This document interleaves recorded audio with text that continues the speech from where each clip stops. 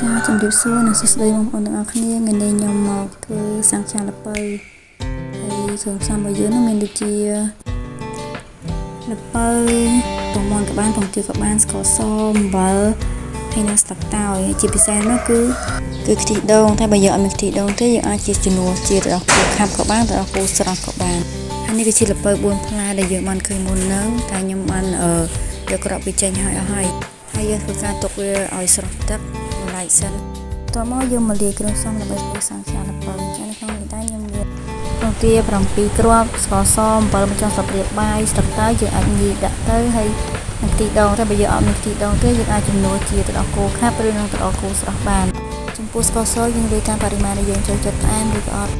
តែបើយើងចូលចិត្តផ្អែមទេយើងដាក់ស្ករទៅតាមហ្នឹងទៅហើយយើងបន្តកូរវារហូតដល់វារលាយចូលគ្នាតោះមកយើងធ្វើការច្រោះដើម្បីវាកាលណាវាម៉ត់ល្អទៅពេលដែលយើងចំហុយទៅវាឃើញស្មូតល្អវាអត់នៅដុំចាបន្ទាប់មកខ្ញុំធ្វើការដាក់ឆ្នាំងដាក់ទឹកបន្តិចទៅហើយដាក់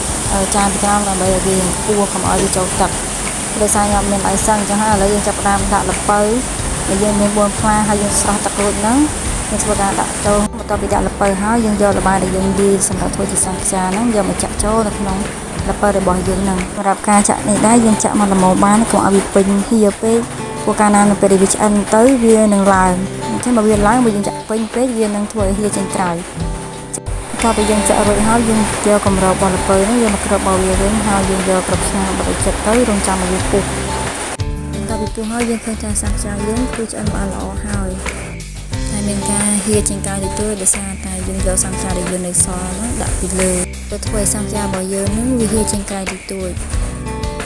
វីដេអូរបស់នេះខ្ញុំសូមចប់ត្រឹមនេះនៅកំហុសខុសឆ្គង